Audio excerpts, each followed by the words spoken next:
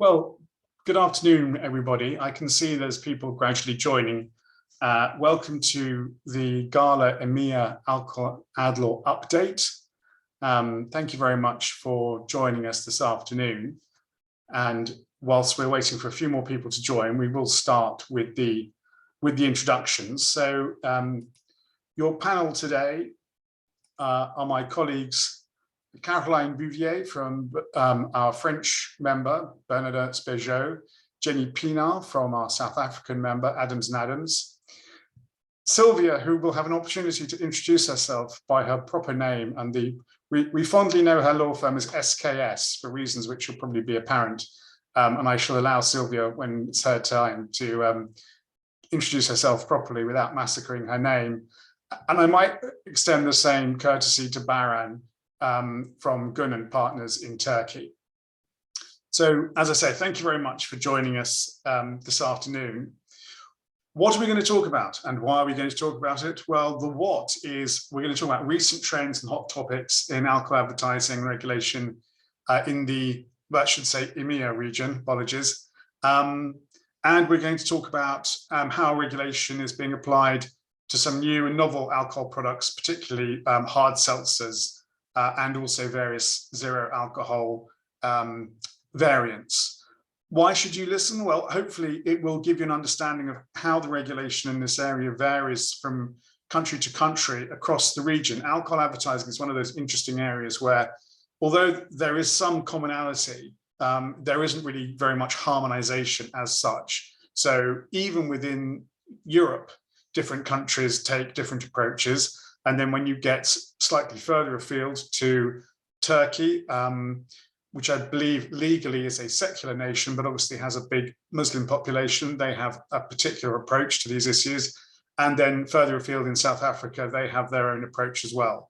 So our aim is to help you navigate the regulatory obstacles around international advertising campaigns.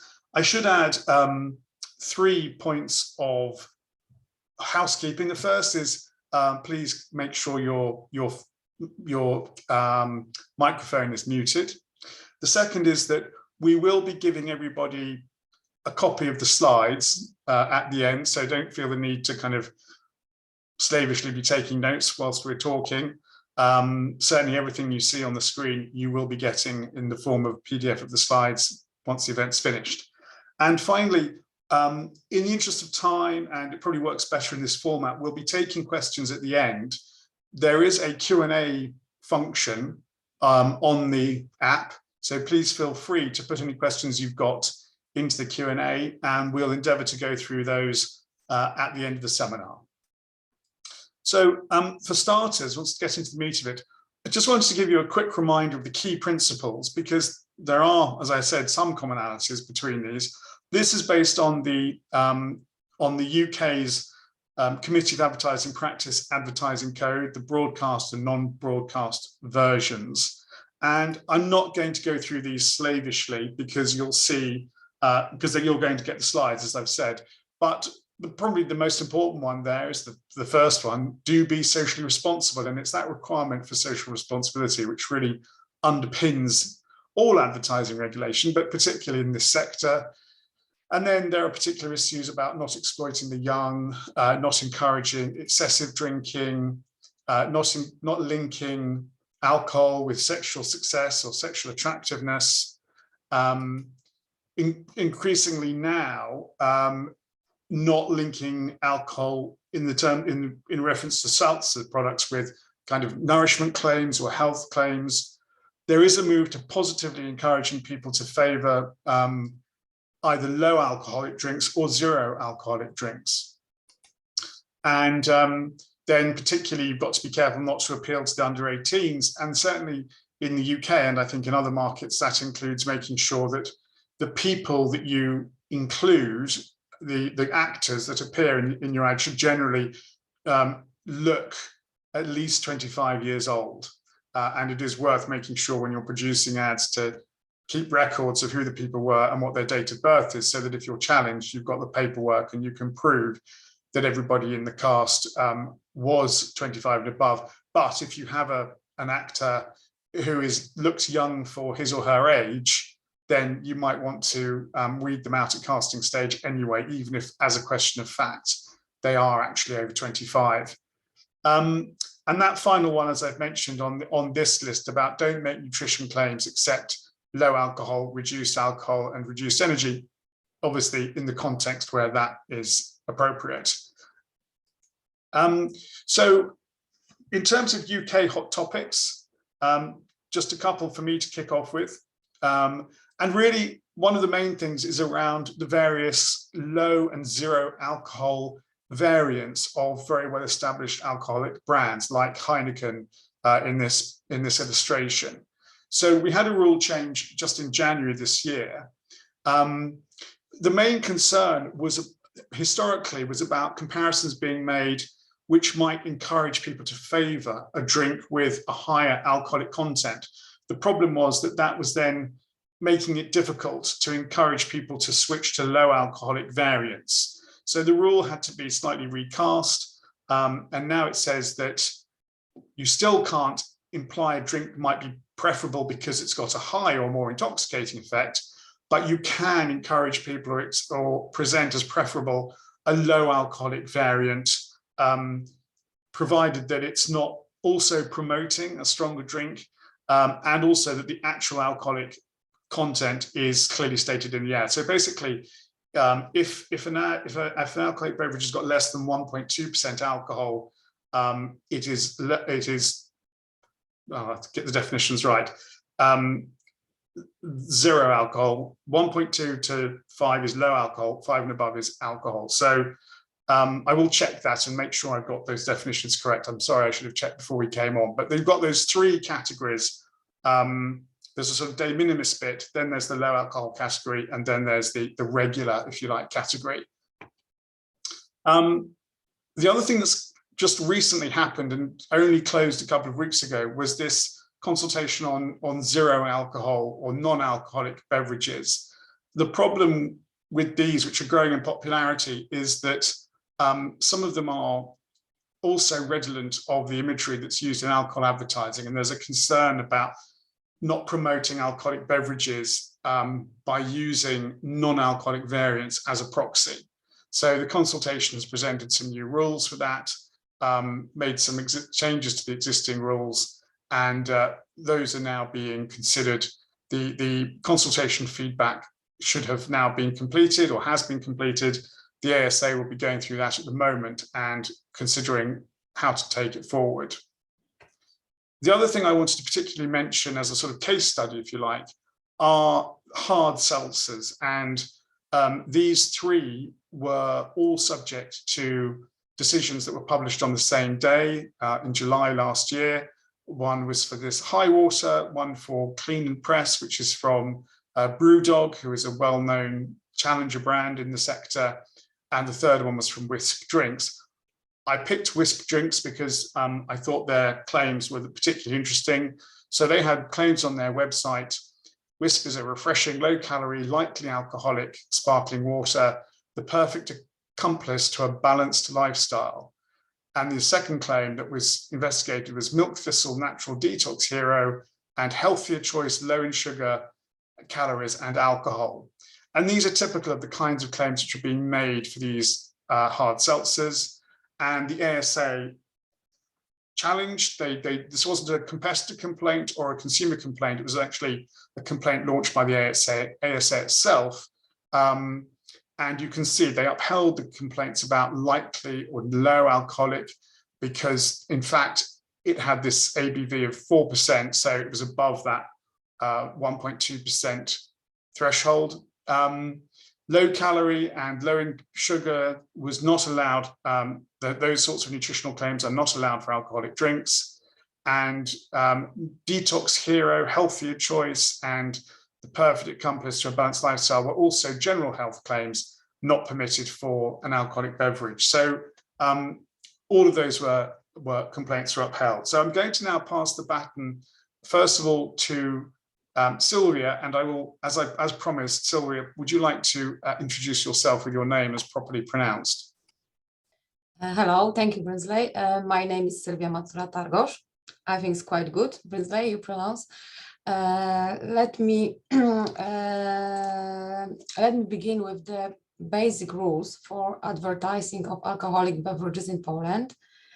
Then I will show you 3 ads that have recently been challenged as violating the law or self-regulatory rules. The general rule in Poland is that the public advertising alcoholic beverages is prohibited. That means that public dissemination of trademarks of alcoholic beverages or graphic symbols related to them, and the same designation of the producer if the purpose is to promote alcoholic beverages trademark is prohibited. Fortunately, there are some exceptions to this rule. The first exception concerns beer advertising, which is allowed under certain conditions. For instance, beer advertising may be broadcasted on TV or cinemas only at certain hours of the day, that is between 8 p.m. and 6 a.m. It may not be presented to minors or be aimed at them. And what's more, beer cannot suggest that alcohol has medicinal or calming properties, or it's a way to solve the problems. Advertising alcoholic beverages is also allowed in certain places, so-called allowed channels of communication, which are separate stands with alcoholic beverages in stationery store, the interior of the wholesale premises, and point of sales of alcoholic beverages where alcohol may be consumed on site, for example, in licensed bar or restaurants. An interesting alternative to advertising alcoholic beverages is information about sponsorship.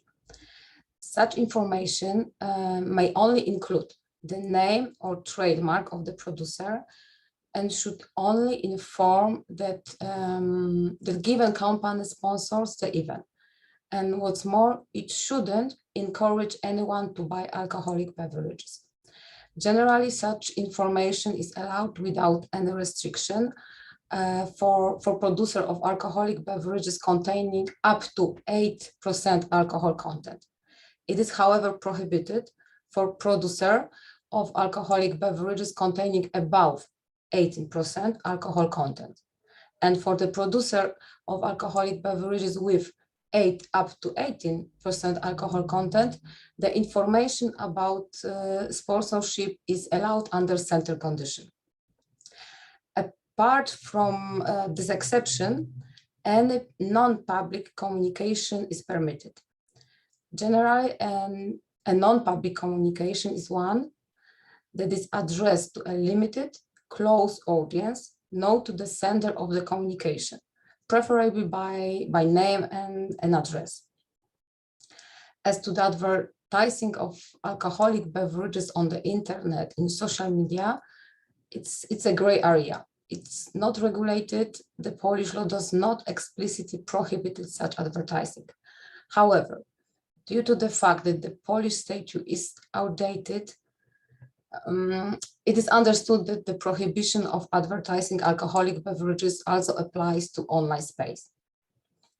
In Poland, advertising alcoholic beverages is also regulated on a self-regulatory basis in the Code of Ethics in Advertising, and the Advertising Council is the responsible body. This is a brief outline of the Polish rules for advertising of alcoholic beverages. Now, as Brinsley, can we move on the recent cases which I chose for this meeting? So please have a look at the first ad.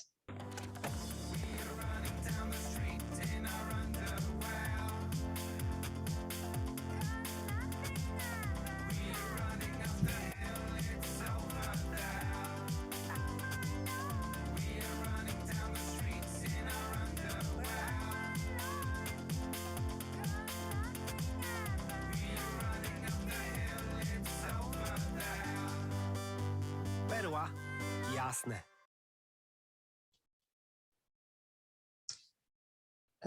The first case involves a complaint to the Advertising Council about beer advertising on television from the December last year. The complainant claimed that the advertising promotes, among others, the violation of the traffic regulation regarding drinking alcohol in public places and gambling and dangerous activities. On the other hand, we have the position of the producer stating that all legal standards have been met when creating the advertisement. The Advertising Council upheld the complaint, concluding that advertisement violates Article 7 of the code, according to which beer advertising may not be present by beer consumption in circumstances commonly regarded as irresponsible, inappropriate, or in breach of law, in particular before or during any course of action which requires sobriety. Mainly, in the opinion of the Advertising Council, the ad may suggest that skateboarding is possible after drinking alcohol. The ad is no longer broadcast on TV, but it's still available on the internet. So if any other want to add something or not, so we can move to the second ad. Jak wycisnąć więcej z tego dnia? A może by tak cytrynę wycisnąć do piwa?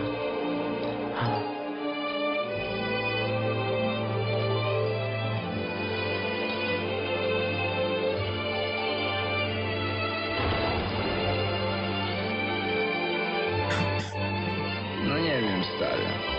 Bez slow motion słabe. Patrz. Hardo. Ale dałoby się wycisnąć z tego więcej. Tak jak zrobiliśmy to w garaż. Piwie z hardo wyciśniętą cytryną. Set and release garaż. Wyciśnij więcej. That advertisement was broadcast on television and was challenged on the grounds that it was misleading as to the composition of the alcoholic beverages. The ad mentioned beer with squeezed lemon. However, there is no lemon in the product, only citric acid and flavorings. The producer stated that the label indicates only the product contains natural flavors and citric acid and does not indicate any product contains juice squeezed directly from a lemon. In the opinion of the producer, the advertisement is only a suggestion how the product should be served. The Advertising Council upheld the complaint, concluding that the advertisement violates Article 8 and Article 10 of the code. In the opinion of the Council, the ad could mislead consumer as to the characteristic of the advertising products, abuse consumer confidence, or exploit their lack of experience or knowledge. As the same as previous ad, the ad is no longer broadcast on TV, but it's still available on the internet. We can move to the next slide. And I think in the interest of time, I won't play this video because it's just this chap, this former politician, talking to camera and speaking in Polish, which I think none of us understand enough Polish. So yeah, it's true. I'll just let you quickly explain what happened. Yeah, this advertisement and other advertisement published on the internet, including on the public Twitter profile of a former Polish politician, ended up in the criminal court. The former politician heard charges of publicly advertising vodka on the internet. The case is still pending. In Poland, person who violates the regulation on advertising alcoholic beverages is liable to pay a fine up to 500,000 zlotys, which is almost 110 euros. In practice, however, such penalties are quite rare, mainly because Polish legislation is quite outdated, and for the recipient of such advertisement, for authorities, it is quite difficult to distinguish between allowed and unlawful advertising. That would be all from me. Thank you very much for your attention. Thank you very much, Sylvia. And I think it's interesting to note that former politicians in Poland get involved in far less sleazy activity than former politicians in the United Kingdom, who do much worse. Now turning to Baran in Turkey. Thank you, Brinsley. My name is Baran. I'm working as Senior Associate at Güney Plus Partners in Turkey. Good afternoon from Turkey, and thank you everyone who joined us today, and I would like to say welcome. Well, like other countries, alcohol advertising has been a criticized topic for a long time in Turkey. We can say that the year 2013 is a milestone in Turkey because there has been a major change in the alcohol regulation. Brand communication to consumers is strictly prohibited, and we can say that there is a total ban of alcohol advertisement in any media after that milestone. Well, let's see what is allowed and what is not allowed. Basically, we can say that there is very narrow area where the alcohol brands can make advertising of their brands. For example, the only possibility to use brand logo on designated service materials is on trade. Trademarks, logos, or other signs of alcohol brands can only be used on service materials in business premises like restaurants, cafes, pubs, etc. But trademarks, logos, or any signs of alcohol beverage brands cannot be put on business signs of sellers, sales units, refrigerators, or coolers. It is completely banned. Sponsoring any event is also prohibited. Only informative education to the trade people is allowed. Campaigns, promotions, and activities that may encourage or promote the use and sale of alcoholic beverages are also forbidden. For example, what is very interesting from my side is that wine tasting to the customers at the sale points are also forbidden. Only specialized and scientific publications and activities can be organized exclusively with the purpose of presentation of alcoholic beverages on an international level only. So these are do's and don'ts in Turkey. Next title I would like to talk about is alibi branding in Turkey. Alibi branding can be defined as an alternative mechanism for promotion of alcoholic brands. And in fact, I can admit that this is a gray area under Turkish law. Due to the restrictive legislation in force, as I mentioned just before, alcoholic beverage companies are not able to perform any advertising or promotion activities. This is why they resort to alternative of alibi branding. Okay, so you see a good example of alibi branding in the slide present here. So what is alibi branding? For example, in this slide, you see that the global brand is Smirnoff, and it is just simply used the same font and design pattern. So this can be considered as a good example of alibi branding. But there is no clear rule about the use of alibi proxy brands in Turkey, but we have a recent decision of advertisement board, which is the competent authority to scrutinize all advertisements in any media in Turkey. In this slide, you can see an example of alibi branding used by a leading, well-known and reputable Turkish alcoholic beverage company, Efes. Birlikte güzel is the expression they use, which means beautiful together in English. The color combination of this expression and the font match with the well-known brand of this company. You also see here it is Efes Pilsen both. It is used in various. Efes uses this expression and this alibi branding in various events such as concerts, or they use it in some cafes, restaurants, pubs, etc., where they sell these products, but they do not display any kind of actual trademark, which is Efes in fact. All right, what the advertisement board decided for in this decision? The board didn't find these activities to be contrary to the Turkish law and to the prohibition of alcohol advertising.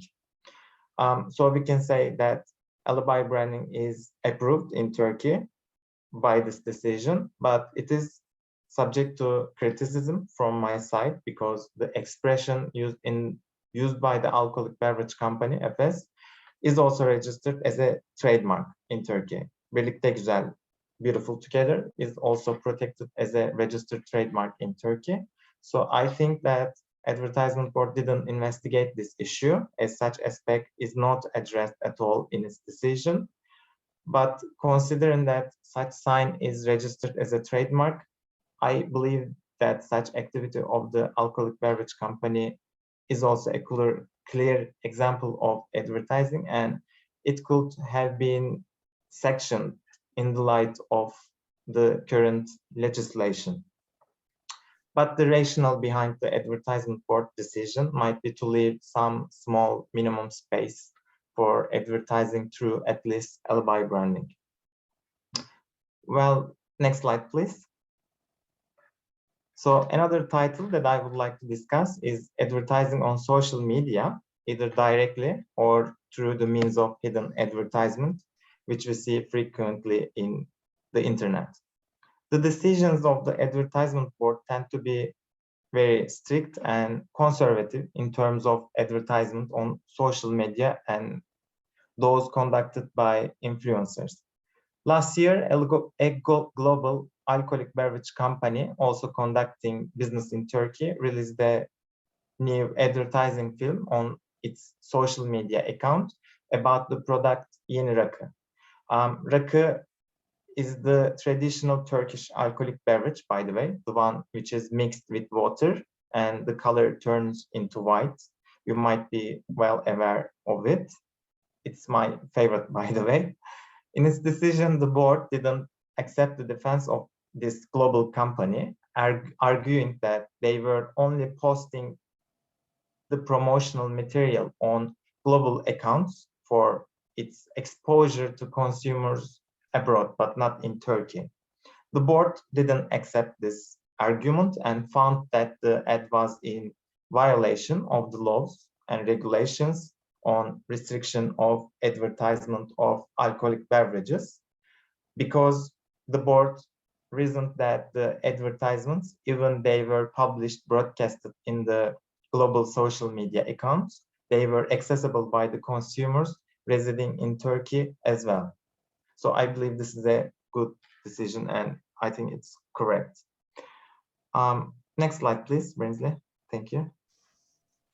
Well, it is also, as I said, again, frequently seen on social media that influencers are encouraged to make some promotional activities about alcoholic beverages. For example, they post certain photos or videos with bottles, for example, or they do some other things, they play, or they just simply place it behind them or on the table. They have food. This activity can sometimes be free of charge and without making any written agreement with the brands as kind of hidden advertisement, but it can not be as well. Such activities are not in compliance at all with the applicable law. The Advertisement Board, when they scrutinize these posts, videos, or such kind of activity, they issue sanctions on these ads on grounds of advertising ban. There's a total ban of advertising alcoholic beverages in Turkey.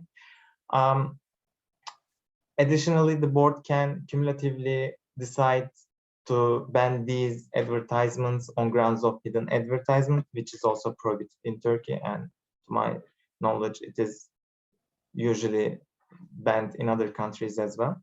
Yeah. So, all right, that's it. Well, thank you, yeah. Baran. That wasn't an advert, by the way. When Baran said that raki is his favorite drink, just to be clear, that wasn't an advertisement. And drink responsibly. Right, so now the baton passes to Caroline. Hi everyone, so I'm Caroline Bouvier from Bernard's Béjot, based in Paris. So I will briefly present you the key principle of the advertising for alcohol in France. A drink is considered as an alcoholic beverage if it contains more than 1.2 degree. And in that case, Health Code provides for very strict rules pertaining to advertising. So first of all, you have to feature a health message on each ad. And there is a limited list of media allowed and a limited list of information. Apart from that, it's totally banned, so you have to be very careful.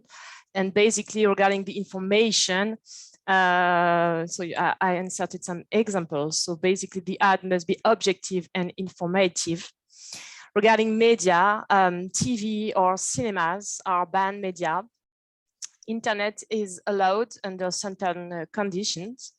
And for instance, the French self-regulatory authority issued guidelines, especially regarding minors. And there is a quite clear rule pertaining to the fact that where it's reasonable to believe that the audience is not at least 70% of people aged 18 or older, ad for alcohol is prohibited.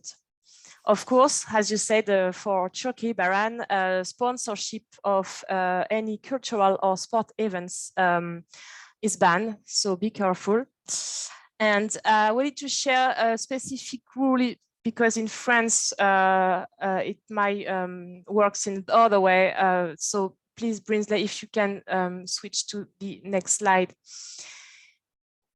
These ads are for alcohol-free beverages, but they are branded through a famous alcohol brand, so Desperados and Heineken. So these posters feature the health message, even though they advertise an alcohol-free beverage. So it's because there is a very famous branding. So in France, if you advertise alcoholic-free beverage by reference to an alcoholic beverage brand, it is deemed an indirect ad for alcohol. So the whole rules set forth by the Health Code apply.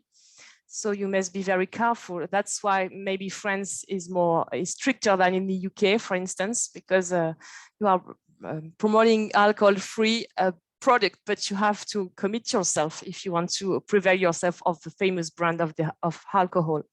So I wanted to share that with you because I think that in France we are very strict on this specific topic. Sorry, I wanted to share some information regarding hard seltzer because it's a hot topic in France too. Usually these drinks contain more than 1.2 degree of alcohol, so they are deemed alcoholic beverages and they must comply with Health Code. And there are currently various ad campaigns for hard seltzers which are not compliant, like this one. And French governmental authorities and French states are concerned by the way these drinks are promoted because they are promoted like drinks that are good for us, that fit with a healthy lifestyle, with low calorie and which are natural, whereas greenwashing is prohibited and health claims are clearly banned to promote alcohol.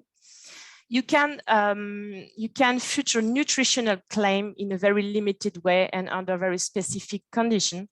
So you can use light or low calories, but the claim must make a factual alcohol strength comparison with the standard, the non-light product.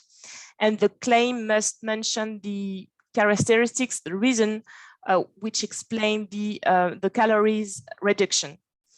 So a draft bill has been filed with the French Parliament at the end of 2021, which aim at prohibiting the use of the word water to promote and to sell hard seltzer.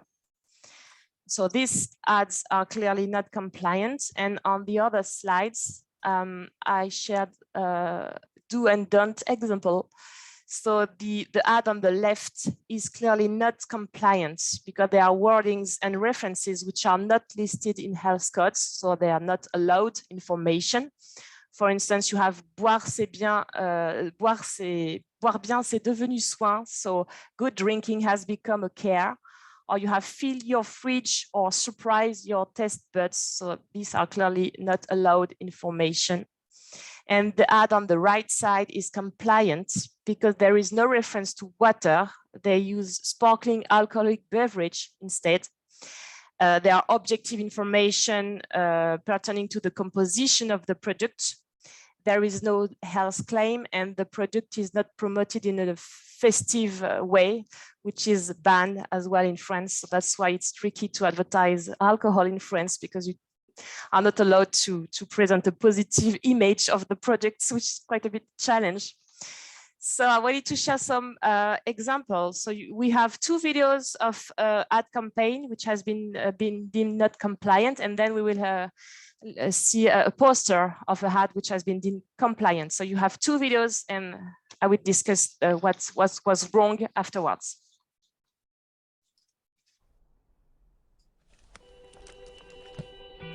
Le phénix a marqué les civilisations à travers les âges.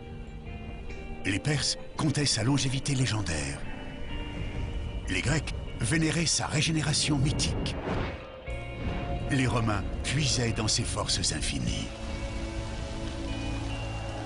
Les hommes épris de liberté voyaient en lui la promesse d'une nouvelle vie. Fondée en 128, l'abbaye de Grimbergen fut ravagée dans un terrible incendie en 1142. Puis détruite en 1566 lors des guerres de religion et démantelée en 1798. À chaque destruction, elle fut rebâtie.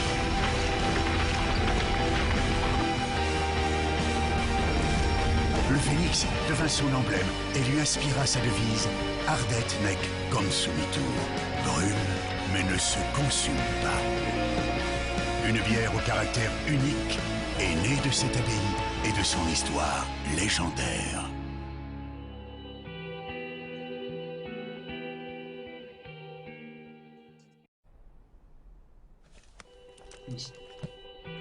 Le phénix a marqué les civilisations. Okay, sorry, this is the second one now. Yeah.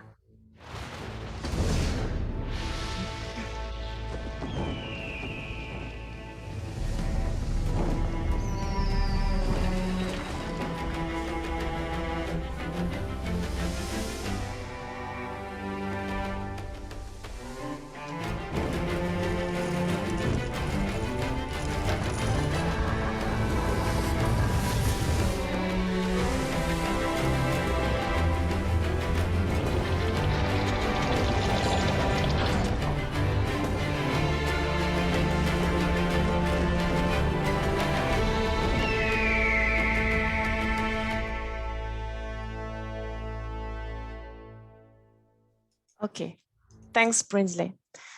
So these 2 videos had been posted on the website of the brand, and a well-known French association fighting alcoholism filed a claim against the brand, and they won. In the end, they have been granted 50,000 euro of damages, monetary damages, and the ad campaign has been removed from the website.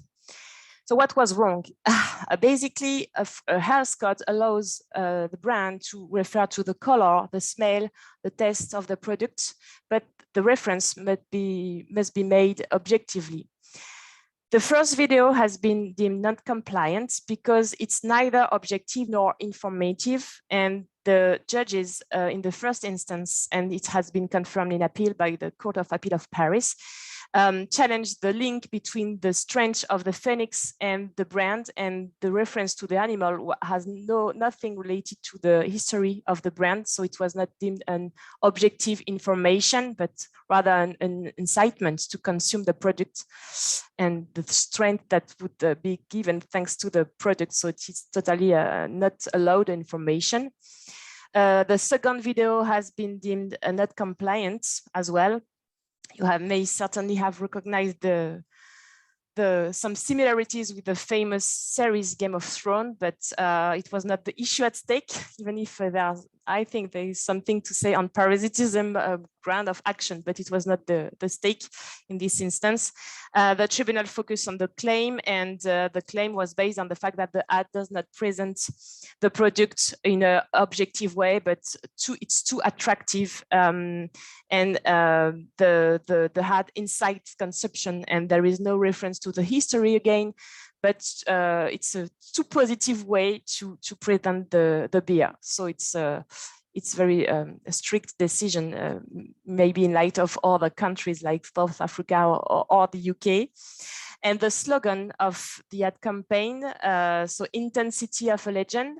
Intensity would be, is okay per se if it relates to the taste of the beer, which is allowed, but legend is deemed making a link between the intake of the beer and a unique, magical and exceptional moment, which is an incitement to intake alcohol, and which is prohibited in France. So I wanted to present, it's a poster, a billboard print ad, which has been deemed compliant. So you can see a bartender in Cuba, he's a real one. So the ad is compliant because it is neutral and sober. It provides objective information listed by health codes, such as the origin of the product, the way to intake the product, because you are allowed to present receipts, but you cannot incite the consumption, but you can show or explain how to prepare the product. And the ad must depict a genuine bartender in a genuine bar, which was the case here. So that's why the ad has been deemed compliant. So you are not allowed to have recourse to an actor to act like a bartender, would not be allowed. And as I said, the scene is quite sober and neutral. There is no specific smile on the face of the bartender. So that's why this ad has been deemed compliant. I foresee one problem, Caroline, which is that, as far as I know, an awful lot of resting actors subsist by jobs doing things like being a waiter and being a bartender. So if your real bartender is in fact a resting actor between jobs, then do you breach the rule or do you comply with the rule? Well, it's a good question. If he is in a position as a real activity, current real activity, if he's now a bartender, it's okay. If you can show that he's his bar and he's now a bartender, it's okay. But the brand must be able to substantiate the claim and evidence that is now a genuine bartender. Great, thank you. Well, we're now going to go a bit further afield in the EMEA region to Jenny Pienaar of Adams and Adams in South Africa. Hello, Jenny. Jenny, I think you're on mute.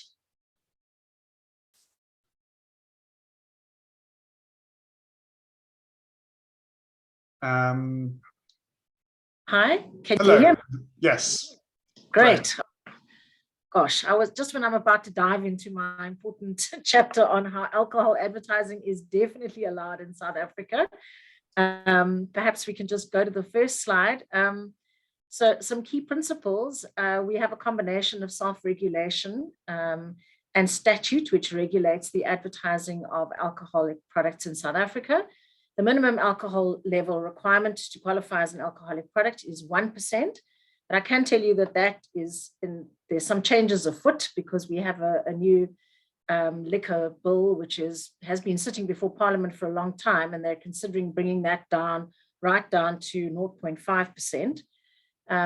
So under self-regulation, we have two different organizations. We have our Advertising Regulatory Board, and then an organization called aware.org, which has its own code of commercial communication that all alcohol advertisers in South Africa have to comply with. Sorry, Brinsley, if you could just go back one slide. Statute regulates, we've got essentially 4 different laws which will regulate the advertising and promotion of various products, and particularly alcoholic products. The Liquor Act, which only deals with beer, ale, porter, stout, but not traditional African beer. And it's really just an act which tells you when you can sell alcohol, when you can't sell alcohol. The Liquor Products Act deals with wine, alcoholic fruit beverages, spirits, but doesn't cover beer. So you can see there's a bit of a gap in the regulation, which is one of the reasons why we need to get new law in place to try and deal with that. The Consumer Protection Act just deals in general with trade descriptions and matters like that. And then the Foodstuffs, Cosmetics and Disinfectants Act, yes, covers beer because it's regarded as a foodstuff. So there are various labeling and advertising regulations that are made under that act, which would apply to the advertising and promotion of beer. Then if we look at the next slide, the one self-regulatory body that I mentioned is aware.org. They have their code of commercial communication. And in essence, it's really similar to the ones that Brinsley mentioned. The standard rules don't prevent underage appeal. So if you want to advertise, screen a film and advert in South Africa for an alcoholic product, all the persons in the advert must be above 25 years of age. You must only portray responsible consumption. And of course, many of these commandments, as I call them, are often the very breaches that you have to consider when you look at an advertising campaign, because everybody tries to push the envelope just a little bit. And in South Africa, we're quite good at doing that because we're quite liberal when we interpret both the Advertising Regulatory Board's code and these actual rules of aware.org. So these rules from aware.org are automatically incorporated into our Advertising Regulatory Board's code as well of advertising. So this is just the rest of the commandments that need to be followed, and they're very much, as I said, on all fours with what you have in the UK. Clearly, you have to mark the product with a warning message, and we have a requirement where the health message must rotate on a quarterly basis. So you can't keep using the same warning message. You've got to spin them around so that you have a different message. And then, of course, our legal drinking age in South Africa is 18. Despite that, you still have to be 25 and over if you want to appear in an advert for an alcoholic product. The liquor bill that is before Parliament has a provision in it to increase the legal age from 18 to 21. It caused an outcry, as you can well imagine. I think a lot of teenagers were very concerned, but luckily our government is a bit slow getting the laws through, so that most of them will probably be 21 by the time it comes into force anyway. Then if we can just move on to the next slide. This is something that hard seltzers and the seltzer revelation has hit South Africa in quite a hard way. And it's very important that they are marked correctly, because historically, products that had spring water in them with alcoholic beverages added to them weren't marketed as seltzers. They were just marketed as alcoholic sparkling water with a dash of vodka or whatever. So the advert that you're looking at the moment, excuse me, is a product which has recently been relaunched, but which first appeared in South Africa probably about 11 years ago. And you'll see how the marketing of the product has changed considerably in the last 11 years. So we play the next. This was a radio for the product at the time. Say hello to new alcoholic drink, water. It's pure spring water, mixed with vodka and finished off with delicate splash of lime. It's like illegitimate offspring if Mother Teresa and Hell's Angel biker have hectic one-night sex stand in tub full of lemons, but in a good way.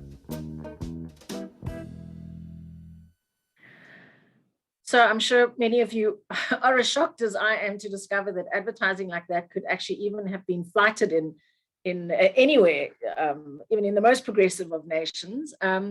I tried to find out, because the advert is so old, I tried to find out if there'd been a complaint against it, not because I'm too young to remember, but because it's certainly that the current Advertising Regulatory Board was previously known as the Advertising Standards Authority. And if a complaint had been filed, which I suspect it might have because there was a follow-up ad where the wording had changed considerably and was definitely toned down a lot. But with the changeover from the old ASA to the new ARB, a lot of that, the wealth of the decisions that came out of that and the rulings seem to have got lost in the ether. But back to hard seltzers. So this is that same product that has now been relaunched. And this is the new look for the same product. So perhaps on the next slide, Brinsley, I think there is actually the promotional ad, which we can play. Yes, just before I play that, just to note, of course, that even on your new version, you do have low sugar and the calorie count. Is that factual, or is that some kind of implied health claim question? And the model is wearing what looks to be some kind of gym wear. So, and hard seltzer light living could also be problematic. So let's see the TV commercial. Vodka tonight, vinyasa tomorrow. You can with new Water Hard Seltzer. It's vodka and sparkling water. Low in calories, alcohol, and sugar. Water Hard Seltzer Light Living. Not for persons under the age of 18. Yeah, so absolutely spot on, Brinsley. I mean, there are a couple of issues there that could possibly be red flag. The one is the not so much the use of the low calorie or the alcohol content, because if that's factually correct, then they could probably argue that that's a true representation of the product and therefore not it's not suggestive of any type of health benefit. But the reality is that everything must be viewed within the context of the advert itself and the general overall message that is being portrayed. So yes, watch the space.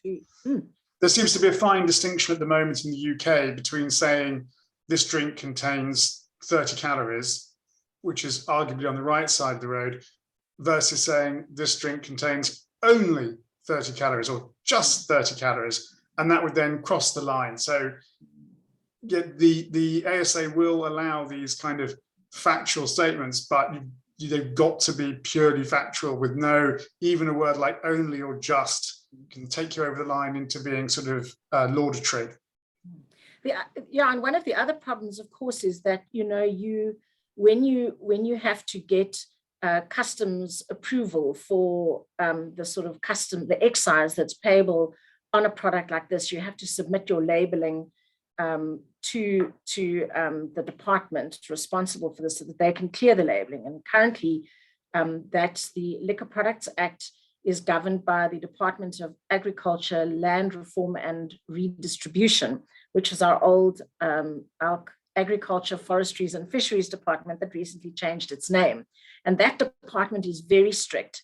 And having had personal contact with some of the regulators there, if the emphasis is too much on water, they don't like the fact. So if you call a seltzer a spiked water or a hard water, it immediately sends up some red flags. They're not fond of those descriptors at all, in fact. I think we can move on, Brinsley, to the next slide. I just thought we'd look at two recent decisions from our Advertising Regulatory Board. This was a decision that came out in March this year. It's a print ad, but I think on Wine Times Instagram and Facebook page, they had the same advert running, and two consumers filed complaints. The complaints were upheld. Complaints were filed on the grounds that the advertising was offensive and unacceptable because it portrayed irresponsible alcohol consumption, and it also portrayed the sexualization of women in relation to the consumption of alcohol.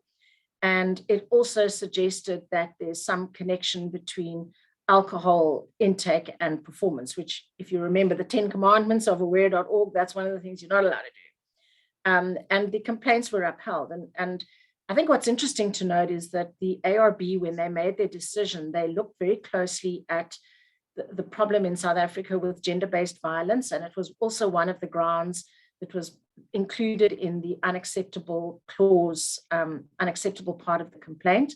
And they said that an advertisement like this, which promotes just completely indiscriminate, it's huge volumes of alcohol intake in this manner, is certainly not good for the portrayal of women in society. And because of gender-based violence, which is often linked to alcohol consumption, they were quite outspoken about that. So the complaint was upheld and the advert had to be pulled.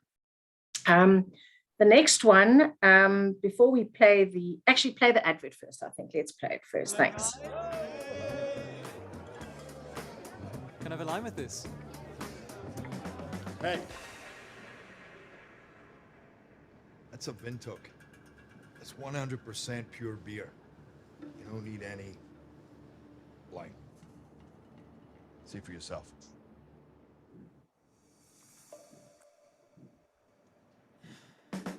You know what? I'm good.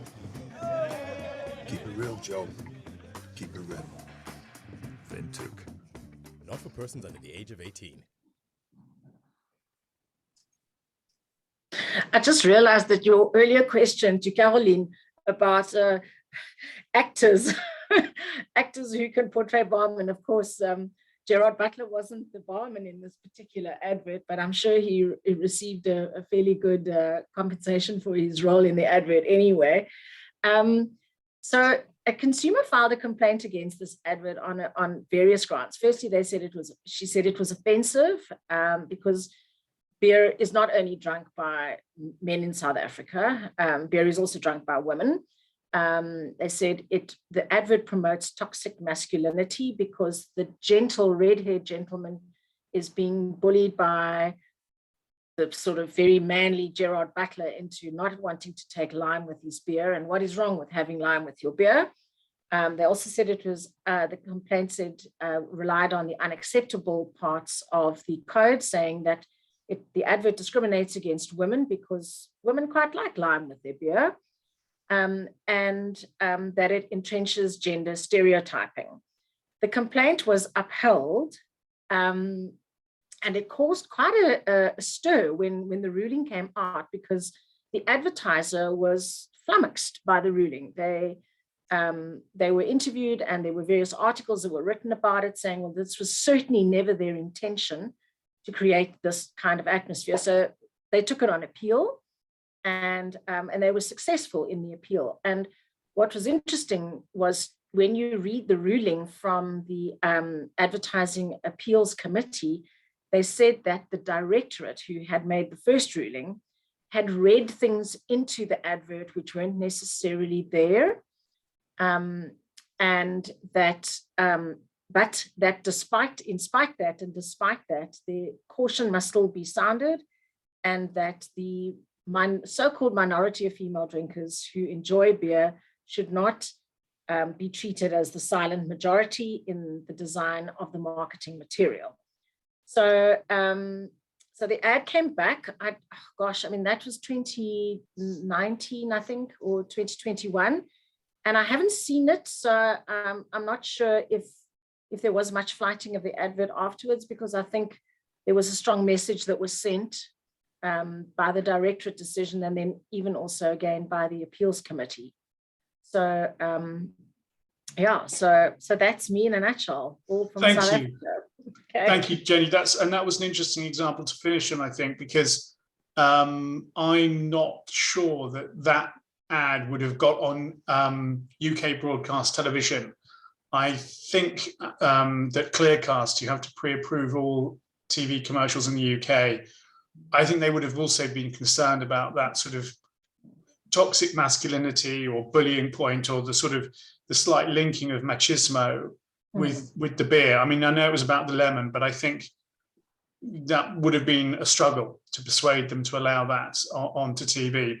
So we're pretty much out of time, but before we finish, I just wanted to draw your attention to some resources, and in particular to the GALA blog at blog.galalaw.com, which is, I think, a truly, genuinely unique source of information about developments in advertising law and regulation from around the world. And bear in mind, we have members in above 80 countries. So you really won't find any better source, I think, of news about changes to advertising law around the world than our blog.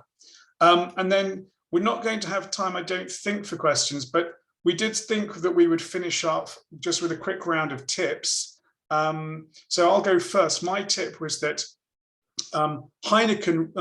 Diageo recently successfully defended an ASA investigation into Johnny Walker, which was quite near the line, but they did manage to defend it successfully. And I think key to that was that in the whole process of the production of the ad, they had kept records. So, for example, one of the challenges had been that the measures that were poured were too large, and they had kind of documentary evidence to show that actually the measures were just a standard 50 ml double that had been poured into a glass. And yes, the glass was very full, but that was because there was a lot of ice in it.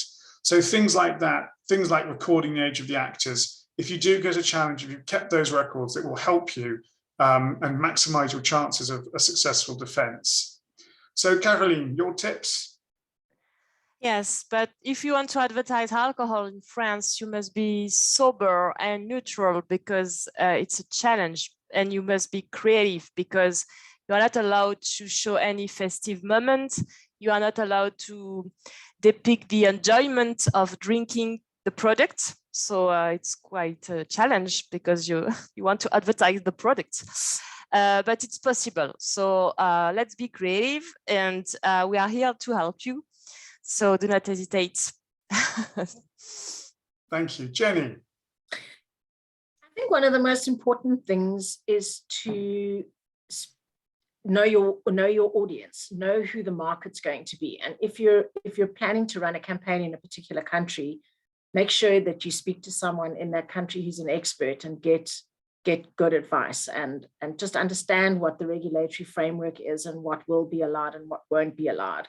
Because as we've seen today, what is fine in one place would probably not be fine anywhere else. So that's my hot tip. Yes, and I think that's borne out. There was a question that was put into the system about co-branding of alcoholic beverages like traditional beer brands with low alcohol variants and zero alcohol variants. And that seems to be one of these new areas, innovative areas, where there is still quite a wide variance in approach. In the UK, we seem to be okay with that, but in other countries, they're not. And I am going to ask my colleagues to add one slide in to the presentation before we send the deck around, where we'll just set out the different definitions of alcohol-free, low alcohol, and kind of full alcohol, if you will, because I got in a muddle about that at the beginning. So we'll just set that out in an additional slide that we'll add in before we circulate. Sylvia, your tips. In Poland, you can be more relaxed when you advertising beer, but please be careful if you want to advertise any stronger alcoholic beverages. And please remember about possibility of using information about sponsorships. It is quite nice opportunity, alternative for advertising of alcoholic beverages. Thank you. Thank you. And finally, Baran, your tips to finish. Thank you, Brinsley. My top tip would only be consulting an experienced legal counsel. Sorry, to be honest, it's very restricted area, and almost there is no restricted area for alcohol brands. So it can be so cliche, I know, but my top tip will be for alcohol brands to have clearance from their advertising lawyers. Yes, and I was interested that you mentioned in the examples that you gave that those ads have been uploaded onto a .com website, and even still the Turkish regulator was minded to take jurisdiction. Obviously, in one of the images you showed us, there is a reference to Istanbul, and it is a drink that is primarily perhaps drunk in Turkey, but it did show that if you think you can argue, oh, well, it wasn't directed at the Turkish market, that in itself is not going to get you off the hook with the Turkish regulator. Yes, it's Instagram pages, which take more attention. Yes. So it just remains to me, on behalf of all of my panelists, well, to say thank you first of all to all of my panelists, and to thank you very much for joining us this afternoon. The slides will be with you very shortly. The session's also been videoed, and the video will also be shared, and please feel free to share it with any of your colleagues that were unable to join us this afternoon. Thanks very much, and we'll see you again soon, I hope. Bye-bye.